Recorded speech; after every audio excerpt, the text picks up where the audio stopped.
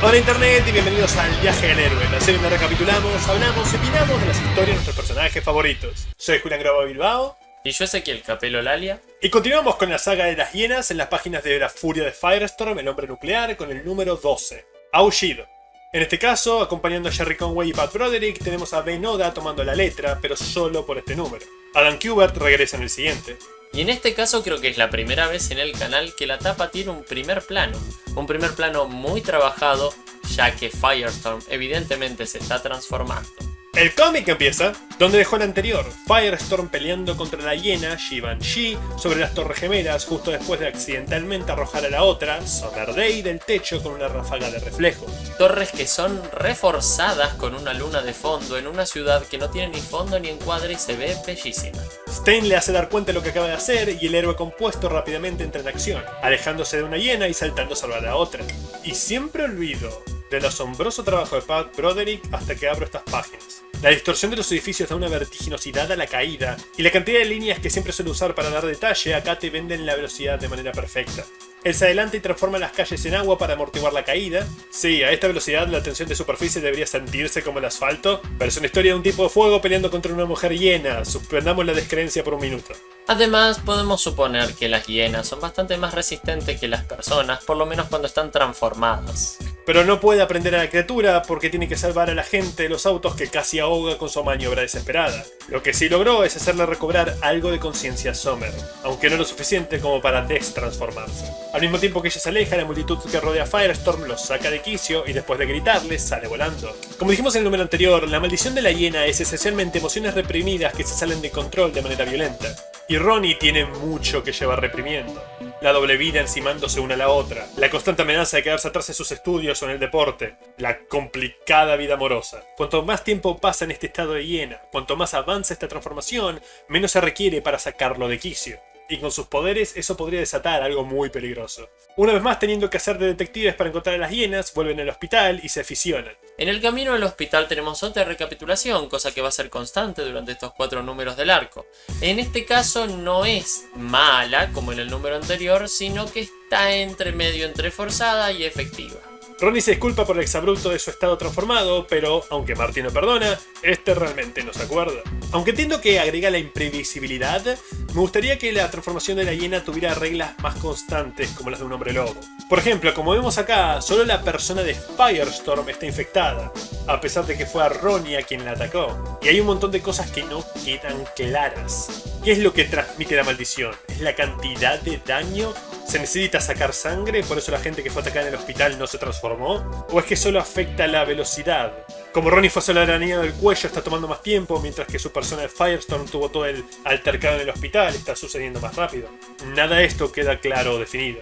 Cuando el adolescente va a entrar en el hospital, se cruza con el arrogante y malhumorado Dr. Barry Gleason, el encargado de todo el centro, que prácticamente le hace un berrinche a Ronnie por no haberlo reconocido. Raymond piensa que él debe ser una de las razones por las cuales G se transforma en hiena dentro del hospital, por lo tanto no se da cuenta que Gleason es prácticamente la razón de la existencia de esta segunda hiena, como el último cuadro nos muestra, la hiena siguiendo el vehículo. Aprecio la consistencia de que Ronnie es tu típico shock.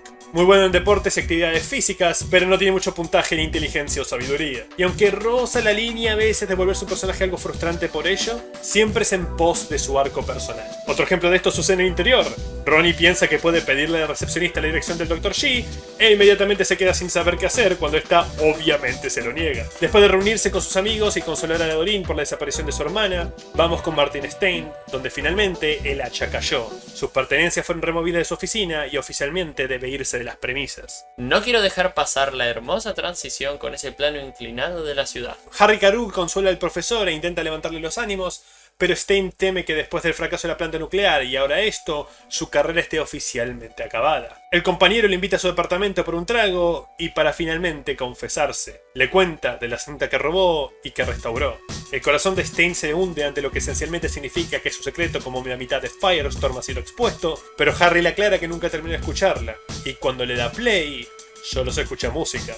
La cinta restaurada ha desaparecido, robada por Clarissa Clemens. Yep, la ex esposa de Martin es una de las antagonistas de la historia.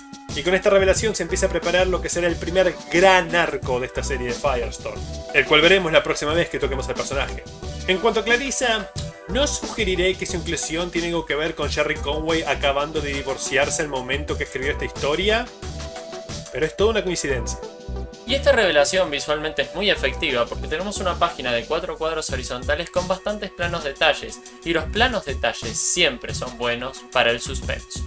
Martin corre a decirle a Ronnie sobre la cinta en el restaurante de comida rápida en el que trabaja, el Van and Van. Sí, se nos ha mencionado aquí y allá que tenía un trabajo a medio tiempo, más que nada que la paga no está siendo suficiente para el tiempo que tiene que depositar en él, pero esta es la primera vez en cómics que lo vemos. Y salen a discutir cuál será su siguiente movida, la cual es obviamente limitada, sin tener rastro alguno de la cinta. Pero la conversación es interrumpida por la hiena Summer corriendo entre la multitud. Sé que se dijo antes que la hiena de Givenchy es más grande, pero sigue siendo algo sorprendente que puedan reconocer automáticamente cuál de las dos es con solo un vistazo. Ella se detiene, le da una mirada a Ronnie y continúa su recorrido causando pánico por las calles. Inmediatamente la fusión da lugar a este Firestorm cada vez más bestial, ahora con garras afiladas incluidas.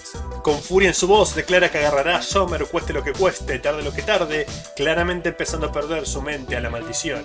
Entonces la hiena se le cuelga a la espalda y empieza a hablarle. De nuevo inconsistente con cómo se había planteado que funcionaba la maldición de la hiena, pero el diálogo es bueno. Porque en un principio parece tu típico discurso de supervillano incitando al héroe a matar. Pero cuando avanza y uno lo relee, se da cuenta que en realidad estaba tratando de espabilar a Firestorm, intentando hacerle poner una barrera entre cuáles son sus verdaderos sentimientos y cuáles son los impulsos de la maldición. Al rato que empieza este diálogo y se le cuelga por la espalda, dice que lo considera bastante loco el hecho de que esté hablando solo, ella no sabiendo que tiene al Dr. Stein en la cabeza. Esto significa que probablemente todos los personajes de los 80, o por lo menos la mayoría, están un poco locos. Ella estaba corriendo por las calles en un intento de conseguir que la policía la siguiera, y ahora, con Firestorm de nuevo a sus cabales, acuerdan hacer equipo para detener a Siobhan, mientras Summer aún es consciente de sí misma. Ella lo guía al departamento del Dr. Gleason, a donde Jean lo había seguido hace unas páginas, y en su interior vemos el lugar hecho un desastre, mientras la criatura le grita a Gleason sobre las injusticias que ha sufrido desde que llegó al país. Problemas que tenga con las reglas de la hiena a un lado son buena metáfora para los estragos de la represión, ya sea emocional como Summer no pudiendo ser ella misma por tener que servir a los deseos de su padre, o sociales como el doctor teniendo que someterse a un sistema que cree que su país es inherentemente inferior, y cuando se llega al punto que lo que se está reprimiendo ya no puede ser contenido, ante los ojos del resto del mundo ellos se vuelven villanos o monstruos, en lugar de víctimas que no pudieron seguir soportándolo. Firestorm entra atravesando la pared justo a tiempo para salvar al doctor y empieza a pelear con la hiena. Y cuando le da el primer golpe le dice: ¿quién escribe tus diálogos? ¿El sonriente Stan? Sí, es un palo para Stan Lee. Que suponemos que más que nada es de manera amistosa, dado que Gerry Conway trabajó durante muchos años en Marvel, de hecho escribiendo la famosa historia de la muerte de Gwen Stacy. Cada golpe que tira el héroe se vuelve más brutal, más salvaje, y este se empieza a perder en su ira y frustración. Los puños se tornan en garras, y los llamados de atención del profesor caen en oídos sordos, mientras la pelea atraviesa la ventana y continúa en la terraza de al lado. Para hacer énfasis en la cantidad de golpes y en lo brutal de la pelea, Broderick decide hacer una superposición de imágenes, lo cual hace que parezca que están golpeándose brutalmente. Aunque hay un pequeño detalle en esta página en particular, en donde uno de los golpes parece estar dividido en dos cuadros, ya que la página en sí es raro como está dividida. Lo extraño de esto es que si bien parecen pertenecer al mismo cuadro estas dos imágenes, la relación de tamaños no estaría coincidiendo. A lo lejos, Summer se prepara para una emboscada, a pesar de que estaba junto con Firestorm. Supongo que el plan era que el héroe lo sacara del departamento para el ataque sorpresa, pero se perdió en las emociones de la maldición. Lo que sí sabemos es que se tomó su tiempo y llegó un poquito tarde. Las súplicas de Stein finalmente empiezan a llegar a Ronnie, pero ese segundo le permite a Siobhan arañar, morder y rasgar a Firestorm hasta que caiga en el suelo, posiblemente acelerando la maldición aún más. Summer detiene a su enamorado antes de que mate al héroe, pero recibe en respuesta un golpe que borra ese pedazo de cordura que había recuperado. Una bestia salta sobre la otra y continúa la pelea en las calles en un intento de matarse entre sí. Afortunadamente, tan enfocados están en ello que no se dieron cuenta que Firestorm despertó, y una vez que la gente se aleja de las dos criaturas, logra transmutar suficiente gas omnífero como para dejarlas inconscientes. La última página nos lleva de vuelta al hospital, donde el Dr. Gleason mantendrá sedadas a las dos hienas hasta poder encontrar una cura, completamente afectado y arrepentido por las palabras que She le dijo en su departamento. Firestorm solo le dice que los cuide, dado que no puede esperar más tiempo en esta forma, pero cuando se aísla para aficionarse, nada sucede. La maldición ha progresado al punto que están atrapados en esta forma. Y con eso, termina el número. Y como nos propone Gerry Conway, No tendríamos que seguir leyendo esta historia ni comprar el próximo número porque es obvio que el personaje no se va a quedar así transformado para siempre y es toda una estrategia de mercado. Lo dice Henry Conway ahí abajo. Evidentemente le picó el payaso a Jerry Conway porque también hay una ilustración de Pat Broderick que es una especie de homenaje a un número anterior. Lo raro es que viene con una nota del autor, del guionista de esta historia, diciendo que la hizo porque él era lento y Broderick estaba aburrido. Este número es pesado en acción, con las primeras 3 páginas siendo la resolución de la pelea que terminó el número anterior, y la batalla final con la hiena toma otras 5. Por lo tanto se vuelve una lectura muy rápida. Aunque las hienas volverán a aparecer, creo que nunca tendrán este nivel de antagonismo. Más que nada tratadas como supermatones para la agrupación de villanos de turno. Lo cual es una pena, porque como dijimos, el aspecto de emociones reprimidas estallando y el hecho que pueden esparcirse como un virus le da potencial. Como siempre decimos, el trabajo de Broderick es espectacular, pero en este número se destaca un personaje muy particular, que no habla, porque es la ciudad. Es puro arte todo el tiempo, podríamos sacar todos los elementos que no son la ciudad y agarrar los cuadros y ponerlos en una exposición. Entre los muchos recursos que usa, uno es el de poner los edificios totalmente en negro y dejar solo las ventanas que después son pintadas en amarillo, lo cual le da un efecto muy particular. Y además de lo mencionado, el trabajo en el color que tiene D'Angelo es muy potente.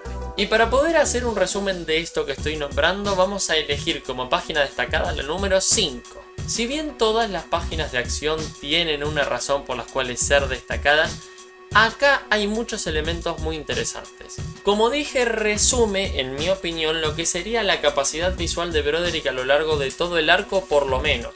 Haciendo énfasis primero en ese segundo cuadro que podemos ver a Hiena, en una de las muchas veces que se luce en el cuadro con un primer plano y todo el trabajo de detalle en el pelo que tiene. Por otro lado tenemos un montón de personajes de la muchedumbre que todos están trabajados con mucha dedicación. Y como cereza del póster tenemos ese último cuadro que es de los más lindos que tiene el número, porque tenemos un ejemplo perfecto de lo que me refería con el contraste en los edificios.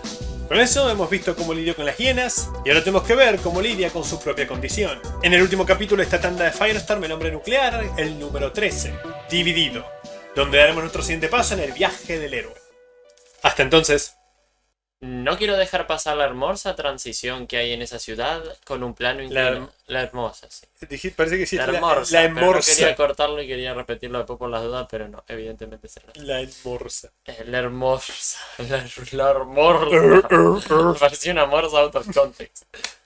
¡Hey! Si te quedaste hasta el final, probablemente te haya gustado nuestro contenido o realmente lo odiaste. En cualquier caso, por favor considera suscribirte o al menos darle un me gusta. Esos 2 clics ayudan más de lo que pueden imaginar. Si les gustó la historia, por favor consideren comprarla y apoyar el noveno arte que nos dio tantos maravillosos personajes. A su izquierda hay una lista de reproducción con más capítulos de este personaje y a su derecha de uno diferente. Por favor consideren entrar en esa madriguera con nosotros y vuélvanse expertos en las historias que amamos. ¡Hasta la próxima!